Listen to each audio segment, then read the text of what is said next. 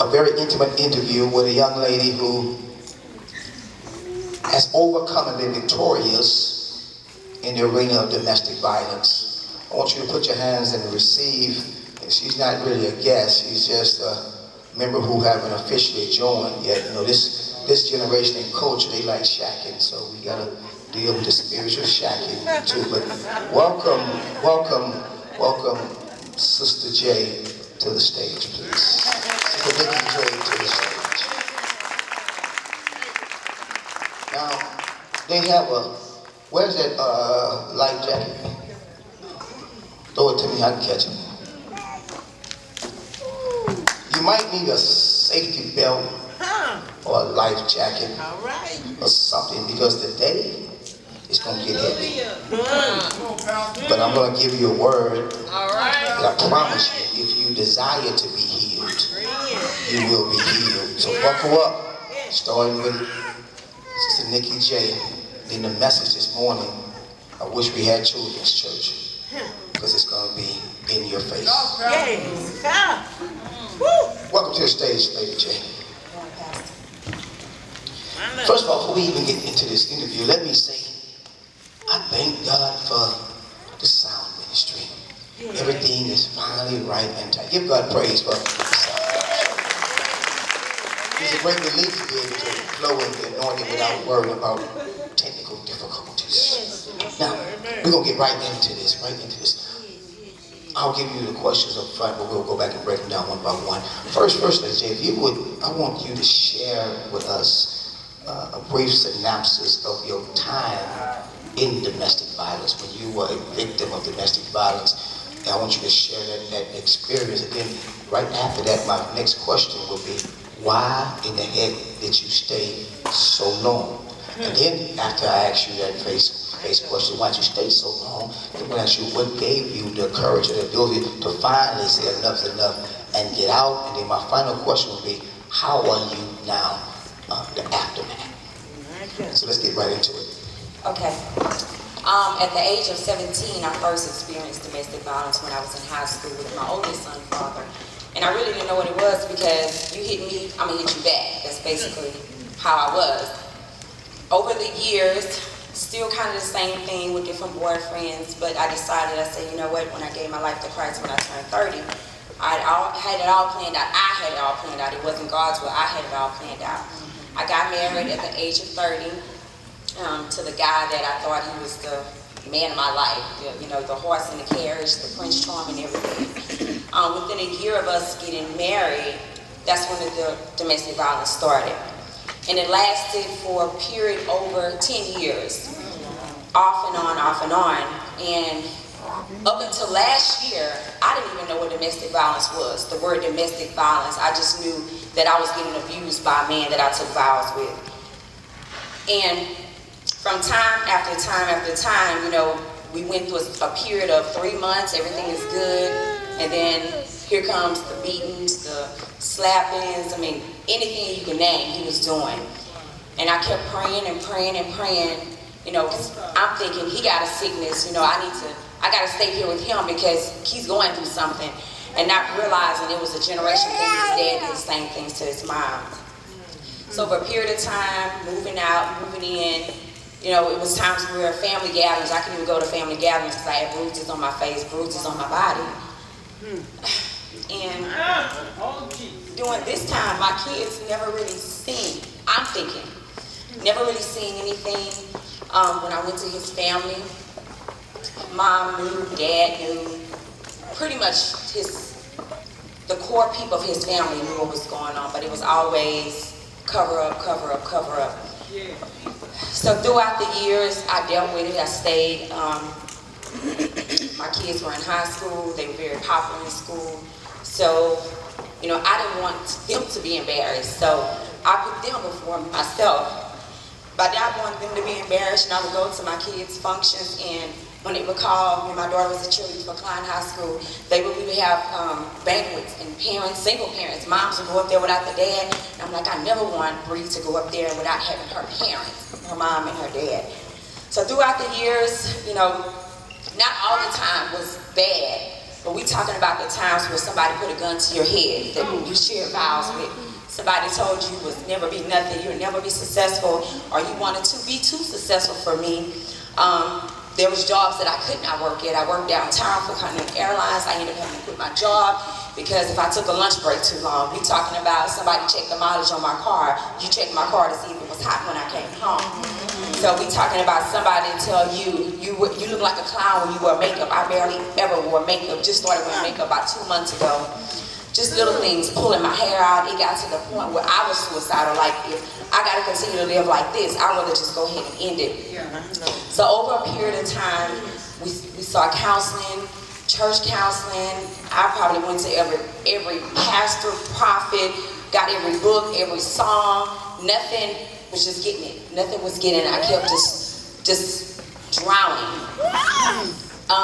And there was that one time he said, I'm tired of waking up every day to make you miserable. And I was like, who tells somebody like that?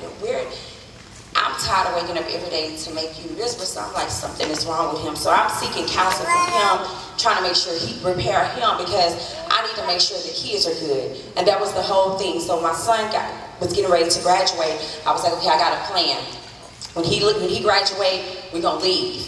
Didn't know how, I was an entrepreneur, but as far as when we working a full-time job, it was really hard because ultimately I'm stressed out. I can't go to work, I'm calling in. You can't go to work with no bruises on your face, so they're gonna figure out, what's going on. Yeah. We both work for the same company, so of course, we gotta go through a background security. I don't want him to lose his job, so sweeping under the rug.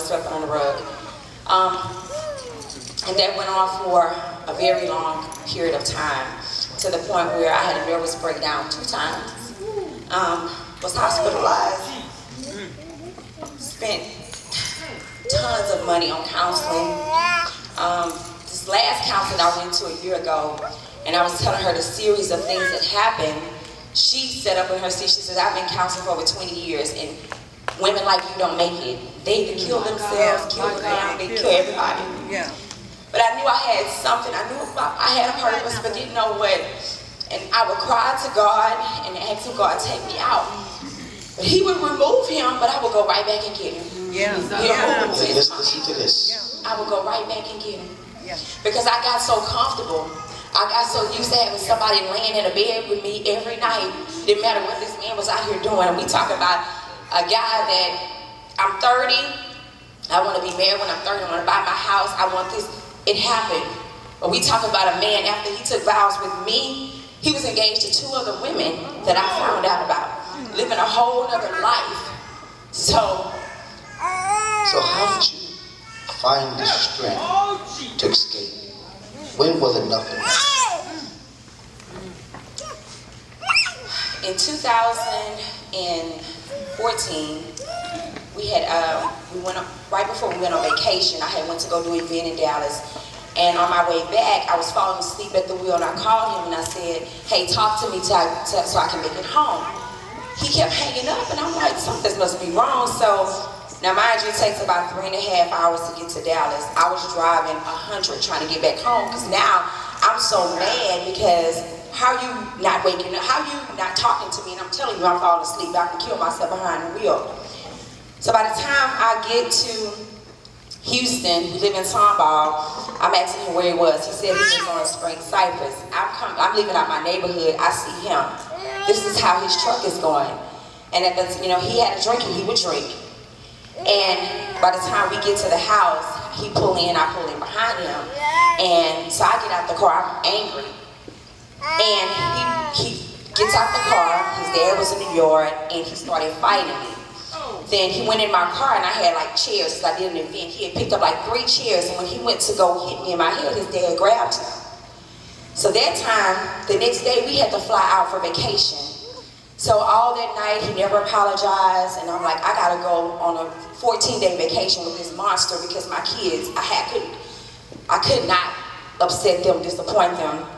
The entire time we flew to Vegas, it was our first place, got to the hotel room. I tried to hurry up and go to sleep. The next day, we wake up to get dressed, and he was like, "You look very disgusting to me." So that time, I was like, okay, so I made up in my mind. I said, when I get home, I gotta have a plan. Didn't know what I was gonna do. When I got home, I told him, I said, he told me to go look for a job. Now mind you, his family had moved in. He told me to go look for a job. So I'm like, you know what? I got 2 degrees. These jobs paying $9. I'm not gonna be able to do this. So I would literally leave in the morning like I'm going to work just so he would not harass me. Come back home by the time he made it back, and then finally, he had jumped on me again. I had planned on moving out. So that weekend, he took the kids to his mother's house. He flew to Las Vegas. Didn't tell me. I went home, moved everything out the house. So by this time, the next week passed. The next week is here. My daughter cheers for a client. They had a father-daughter dance. We went to the father-daughter dance. He shows up. I didn't know he was going to show up. I see them dancing on the field. When they're coming off the field, I'm trying to hurry and get my daughter so I can leave. And he punches me in my mouth. So by this time, he's pulling my hair, pulling me out the game. And the lady, I'm like, nobody's seeing this man doing this. So the lady was like, ma'am, if y'all leave, y'all can't come back in. I'm like, I don't want to come back in. I need some help. She never said it. She's not paying attention. So he's pulling me out the game. And at this time, you know, I already knew he was going to do something crazy. So I'm screaming, yelling. So finally, some people start coming our way. He got away. I went back to our house, and I just hid for some months, several months. So that was the first time I got away. So now I'm to the point where funds are low because he was the breadwinner. I'm living from people's house. And my kid, you know, I have a whole home in Tomball. He still had the kids, and it was to the point that my daughter at the time she was so miserable because he was telling her all kind of stuff, and she called me one day. She said, Mom, when you get yourself together, I'm gonna come stay with you. And didn't want to live with me anymore. So by this time, he brought her to his mom's house so he can go on with his life. He had bought a whole other house, had all our bills turned off, went home one night, the lights was off and it was cold, no gas, lights. So by this time, that was my first attempt to leave. And I left and I was gone for maybe about 6 months at this time. Now, pause, I'm going to interject with a commercial real quick, and then I'm going to ask you how you're doing. On this morning when we, come here for a second. Yes, come here for a second. On this morning when we, hold this mic up. On this morning when we got to preaching this particular message, I received this message on social media from a very prominent business owner in this community. Listen to this. This message really hit home. I'm currently dealing with a friend of mine that's been beating his wife, but I wasn't aware of it until one night he jumped on her while I was there, which left me no choice but to defend her. And then I told her she needed to leave him. I told her this after learning that he had been beating her for quite some time, and I found out he had almost killed his first wife. He had abused the girlfriend he was dating prior to his current wife. Long story short, it had all been a month since he last assaulted her. He tried to kick in the door in their house in order to abuse her, which led her to call the police, which led me to calling him, which led him to finding out that I told his wife to leave him. Then he began to go off on me, ranting about it was none of your business. If you were really my friend, you would not have told my wife to leave me. So after all of this, now I felt guilty that I had made a mistake by advising his wife to leave her. But after hearing your word this morning, I know I did the right thing by telling her to leave, and I'm so thankful for the internet and me discovering you. Now, you've left. So your life has crumbled, you're a failure, and you're nothing, right? No, I'm being sarcastic. You're nothing. Your life has crumbled, you're miserable, you're a total failure, you're busted. You're a joke. The current situation. You have no God, no faith, no aspirations, no ambition. You tore from the floor up, right? So share with me, where are you? Nikki J. 19 months later, after almost losing my life December 26th of 2014, when he attempted to take my life from me, I knew right then I have a daughter to live for. I have a bigger purpose to live for. They still didn't know. 2014 to going in 2015, I started researching and I started calling the exes because I needed to know, am I crazy? Because I was starting to go crazy. So started researching and then I stumbled on domestic violence. This was in maybe March, April of 2015. August of 2015, August 26th is our anniversary. I said, I'm gonna do something different this anniversary. Because I'd never been able to pick anything I wanted to do for our anniversary. I said, I'm gonna start an organization. And it's gonna be for women. And I'm gonna be able to speak out and tell women how the things that I went through, how you can come out and be successful and be all the things that they tell you that you cannot be. August 26th of 2015, I gave birth to Living in Pure Silence. October 2015, I didn't really do a lot because nobody wanted to talk about it. And I kept saying, my God, why nobody want to talk about it? Everybody that said they was going to be on my conference line reneged. So I started questioning, should I not do this? I started writing a book, should I not do this? So I'm stumbling up into 2016, going through counseling, healing, but most of all, God. That's what got me to where I'm at today. Because I was seeking everybody else, but wasn't seeking the source. Come on. 2015, I started walking in my purpose, and I told God I want to serve in some type of ministry. I did not know what. I want to serve in some ministry. Just started getting connected and didn't worry about anybody else because the broken me, I couldn't deal with a man because if many people knew, like, you couldn't even talk to me, you couldn't look at me, you couldn't compliment me because now my head is still messed up from a man that I saved my life for, and he did all the things he did to me. So, in May of 2015, I said, actually May of 2016, this year, I'm rolled over, so I said, I'm going to give me some time to get me together. I got to get the noise out the background. You know, I gotta be free. I gotta be free, I gotta be single, and I gotta focus to hear God, what he really wants me to do. Do I get lonely? Do those times come? I do. But I know that God is able. I know if he brought me out, when I tell you I did not look like this a year ago or 2 years ago, so this year in May, I was at the pool and I said, this year I'm gonna start something. I put my purple lipstick on, and I said, I'm gonna start my organization back up. And I said, I'm gonna start it up early so I can start getting people. And I made a post on Facebook in May, still not knowing that something had to happen for my organization to give life. Jesus. So my youngest daughter, which is Bree, is graduating June the 3rd from Klein High School. I talked to my oldest daughter and told her, you know, we're gonna surprise Bree, we're doing all this stuff for her. And I need the family because mind you, I'm a single mom and I'm scared because we probably doing this together, so I need everybody. So I talked to my oldest daughter and she was like, I'm gonna be there, you know, we're gonna have a good time. Bree graduated that Saturday. The family was over, that Sunday came, everybody was still over. Monday came, I went out of town to work. I came back home Monday night, exhausted. Tuesday morning, I got a call from my sister. Now 5 o'clock in the morning, people, that alerts you like something's wrong. Nobody's calling people at 5 o'clock in the morning. So my sister called, she said, did you see Keisha on the news? And I said, Keisha, why would Keisha be on the news? I said, girl, go back to sleep. I'm asleep, Keisha not on the news, I just talked to Keisha. So about 10 minutes later, she said, Nikki, wake up, Keisha is on the news. I said, well, she on the news, what happened to her? She said, they said that her baby daddy killed her.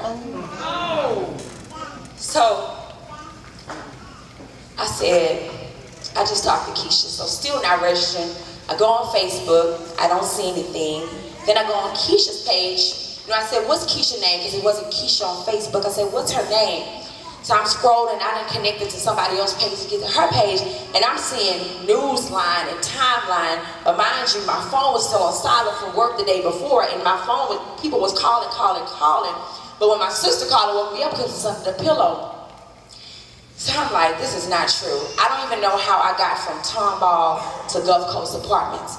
But by the time I got there, it was a crime scene. Cops everywhere, tape everywhere, and right there was reality. Because even though you go through things in your life, you miss those signs. And I missed those signs because I was so caught up in trying to get me together. I missed those signs. So that day, after everything happened, we back at Keisha's biological mom's house, trying to put the pieces together because this happened just instantly. You talk to somebody and now your child is gone. So we trying to know why. We trying to figure out what happened. That afternoon, Pastor Deckard reached me in my inbox, and I'm like, I'm not trying to talk to no pastor. I'm not trying to talk to nobody. Because in my mind, like, we need to know why this happened to our child. Next thing I know, this man is walking through our door. And when I say that he made things right, not that it wasn't right, but he gave us confirmation. He made us feel, he comforted us in a time where, when I tell you somebody did something to your child, the first thing you want to do is go out there and hurt them. Because not thinking that's what we wanted to do. Her other siblings was going out there to look for this person. So, still going through, 2 days later, the news came and they were, asking questions, and one of her family members, well, not really a friend of the family, said her mom has a domestic violence organization. At that time, honestly, I did not want to push it because I felt like I don't want this to be a reason. I'm feeling bad because I don't want this to be, I'm pushing this because of my child is gone. Let me cut you off right there. Every problem births your purpose.